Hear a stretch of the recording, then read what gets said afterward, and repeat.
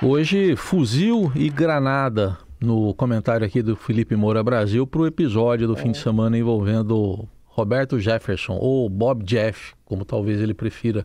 Ele não, Felipe, o próprio atirador. Bom dia, Felipe. Salve, salve, Raizen, Carol, equipe da Eldorado FM, melhores ouvintes, sempre um prazer falar com vocês. Vamos juntos para essa última semana de segundo turno, em meio a todo esse aparente hospício. Ô Felipe, terrorismo do bem que também pode ir à tentativa de homicídio de policiais e essa estratégia aí para o fator Bob Jeff não gerar um efeito rebote para as investidas do bolsonarismo contra o Supremo e contra o TSE. Queria que você falasse um pouquinho desse contexto, até com base na sua coluna de hoje do Estadão. Pois é, Carol, eu quero lembrar um tweet que eu fiz aqui, volta e meia eu lembro quando acontece um tipo de barbaridade assim, que foi de 18 de outubro de 2018, antes do segundo turno da eleição que deu a vitória para o Jair Bolsonaro sobre o Fernando Haddad. Eu escrevi o seguinte: todo líder popular atrai, além de pessoas de bem, uma porção de oportunistas, impostores ou malucos que podem praticar barbaridades mais cedo ou mais tarde. A diferença é que há líderes que as incentivam e outros que as desestimulam e repudiam. Então, repito, escrevi isso em 2018 e se Jair Bolsonaro tivesse ouvido lá, não estaria agora correndo para se descolar do Roberto Jefferson, porque o Roberto Jefferson não é o primeiro. Teve Sarah Winter, teve Daniel Silveira, para quem inclusive ele concedeu lá a graça, né, aquele indulto individual, que aliás agora o Roberto Jefferson quer, já vinha nos últimos meses tentando articular isso por meio de emissários junto ao presidente, mas o presidente sabe que o Jefferson já estava desgastado, que podia pegar mal para ele está em véspera da eleição, não quer perder voto, estava meio que enrolando. Aí eu volto ao que eu escrevi num artigo chamado A Função do Reacionarismo Aloprado, quem quiser procurar no Google é só botar esse nome com o meu, em 13 de agosto de 2021, ano passado. Escrevi que Jair Bolsonaro, aspas, encobre o patrimonialismo, o fisiologismo, os acordões e a inépcia da família com o reacionarismo aloprado que resultou na prisão de Roberto Jefferson, o condenado no mensalão do PT, promovido a mártir da liberdade bolsonarista de aloprar. Fecho aspas. Então isso, eu repito, estava escrito há 14 meses. O Jefferson como mártir da liberdade bolsonarista de aloprar. E esse ex-deputado do PTB levou a sério esse papel de mártir do bolsonarismo, o meu título irônico do artigo de hoje. E ele disse ontem, depois de dar esses tiros de fuzil e lançar granadas contra a Polícia Federal, quando os agentes chegaram à casa dele para levar de volta para a cadeia por ordem do Alexandre de Moraes. Reagi, não vou me entregar, só saio daqui morto. Quer dizer, frase de quem quer ser o mártir. E aí vamos contextualizar essa história, porque muita gente não entende as questões por trás e as razões desse domingo caótico. O ministro do STF, Alexandre de Moraes, revogou a prisão domiciliar, como ele escreveu na decisão, em face do reiterado desrespeito às medidas restritivas. Quais eram as medidas que o Roberto Jefferson estava desrespeitando? A proibição de visitas, de orientação de correligionários, de concessão de entrevistas, de disseminação de notícias falsas e de uso de redes sociais. Roberto Jefferson, ele desrespeitou todas essas medidas restritivas e está lá na decisão com os links, com tudo aquilo que ele fez. E teve um caso que foi a gota d'água para isso tudo, foi um vídeo publicado pela sua filha e correligionária, quer dizer, no sentido de que também é do PTB, Cristiane Brasil, na sexta-feira, 21, quando Roberto Jefferson xinga Carmen Lúcia, no qual, o vídeo, o Roberto Jefferson xinga Carmen Lúcia de prostituta arrombada. Ele estava comentando a postura da ministra, que é do STF, Supremo Tribunal Federal, e também do TSE, Tribunal Superior Eleitoral, nesse caso, atuando no TSE. A postura dela numa decisão que concedeu por 4-3 direitos de resposta ao Lula, na emissora do regime, emissora governista, e proibiu o lançamento até dia 31, um dia depois do segundo turno da eleição do filme de uma produtora audiovisual sobre o caso Adélio, aquele que deu a facada no Bolsonaro em 2018. E aí é preciso entrar um pouco nesse último caso. Segundo o corregedor-geral do TSE, o Benedito Gonçalves, o objetivo dessa proibição do lançamento antes da eleição é evitar que o tema reiteradamente explorado por Jair Bolsonaro em sua campanha receba exponencial alcance sob a roupagem de documentário que foi objeto de estratégia publicitária custeada com substanciais recursos da pessoa jurídica, se referindo à produtora audiovisual. Então lá, nesse voto, nessa primeira decisão que depois foi para o plenário, do ministro Benedito Gonçalves, ele aponta como houve ali gastos, né, de impulsionamento, de conteúdo para promover esse documentário, e como essa produtora é uma promotora de conteúdo, na visão dele, consistentemente favorável ao Bolsonaro, inclusive por meio de notícias falsas ou gravemente descontextualizadas, em prejuízo de Lula, que já tinha levado à remoção de um filme anterior sobre o caso do Celso Daniel, o ex-prefeito de Santo André, assassinado muitos anos atrás. Então, essa nova medida de adiar o lançamento, de proibir o lançamento antes da eleição, alegou ali o Benedito Gonçalves, não impedirá a veiculação do filme, eis que não imposta censura prévia, mas tão somente inibição do conteúdo, do desequilíbrio que potencialmente adviria do lançamento na derradeira semana de campanha. Então, essa foi a argumentação do Benedito Gonçalves, e ele detalha lá, repito, tá? Porque o ponto muitas vezes está sendo tirado de contexto no debate público, e não estou aqui fazendo juízo de valor sobre o caso, estou contextualizando, mas o ponto é justamente esses gastos com recursos de pessoas jurídicas, o que na visão do corregedor fere ali a legislação eleitoral. Então ele propõe essa medida que é referendada pelo plenário, mas sem proibir que o filme seja distribuído, que seja publicado depois da eleição. É claro que é perfeitamente legítimo fazer críticas a essa decisão, estou apenas contextualizando. E a Carmen Lúcia, ela se expressou pior ainda do que o corregedor.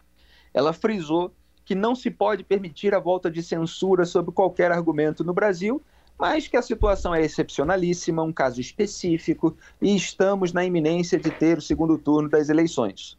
E aí, claro, ela foi logo criticada por abrir exceção à censura para prejudicar o Bolsonaro. O Roberto Jefferson, nessa linha, foi além. Por quê? Porque a função do reacionarismo aloprado, que era o título lá do meu artigo de 14 meses atrás, é justamente ir além das críticas legítimas aos tribunais superiores para instigar reações. E aí você fica nesse embate, você fica nessa beligerância, você fica com uma postura de vítima muitas vezes. E às vezes você tem aquela decisão que é prejudicial, que é uma reação desproporcional a algo que foi dito, mas às vezes você tem alguém que está incorrendo num ato de delinquência e está posando de vítima, aproveitando toda a confusão que está formada. E esse estímulo ao terrorismo do bem, como eu chamei, agora a gente sabe até onde vai.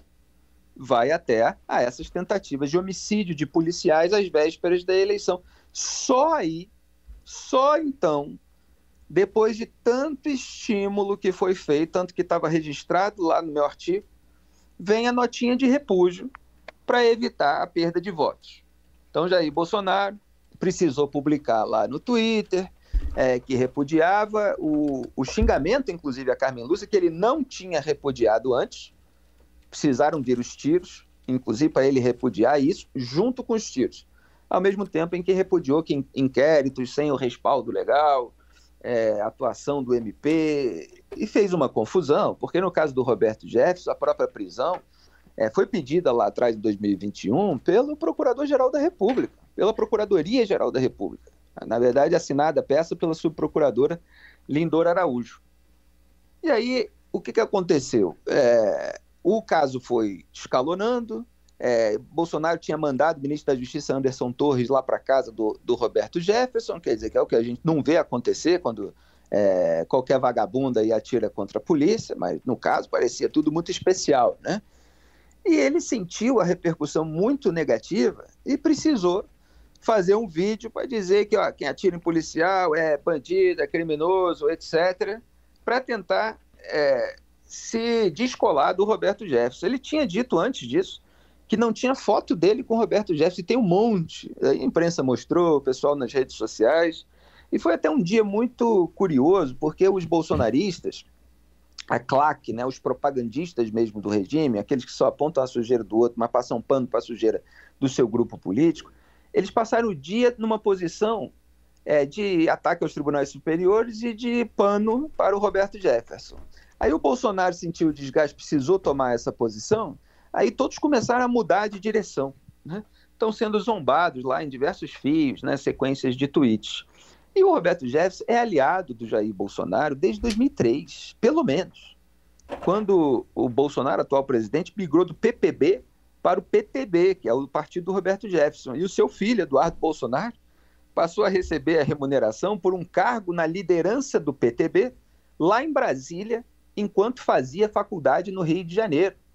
Quem quiser, procure a reportagem da BBC de 2019, isso só foi revelado, lamentavelmente, depois da eleição, que é um título assim, Emprego em Brasília, Faculdade no Rio, algo nesse sentido, né, que gerou muitas críticas ao Eduardo Bolsonaro, mas a farra nos gabinetes bolsonaristas já vem de lá de trás, é bastante antiga.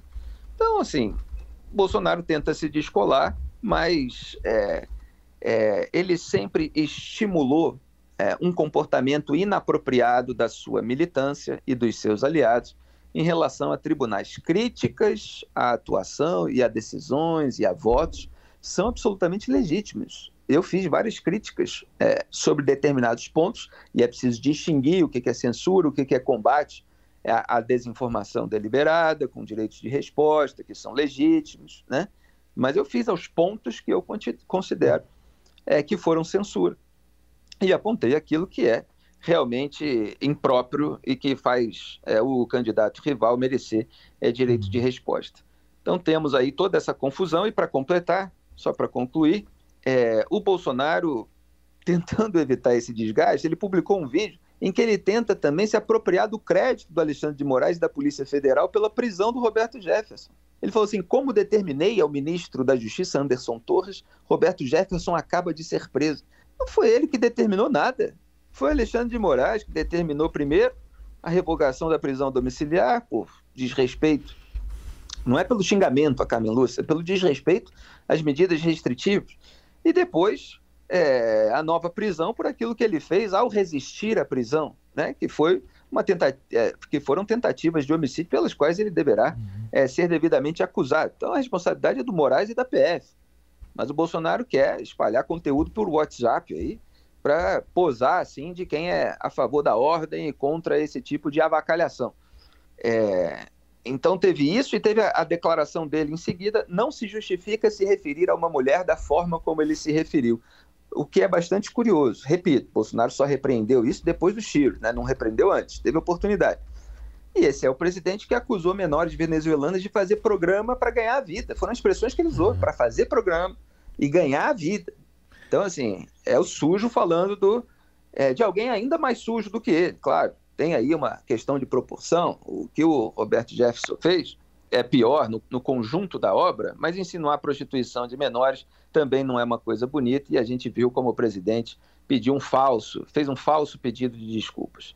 Então, eis aí um resumo, né, de um domingo caótico, com esse protagonismo daquele que quis ser o mártir do bolsonarismo. Isso pegou muito mal, e agora o próprio Moraes, o próprio STF, o próprio TSE conseguiram aí se revitalizar, vamos dizer assim, com uma parcela mais moderada da sociedade no meio dessa confusão. Há erros para todos os lados, mas o grau de delinquência de quem atira em policiais, evidentemente, soa muito pior.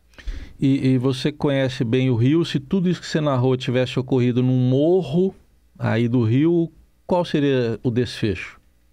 Exatamente, Heisen. O desfecho é bem possível que fosse de reação armada contra aquele que atirou, eventualmente com a sua morte, se não com a sua prisão algemado, empurrado para dentro de um caminhão.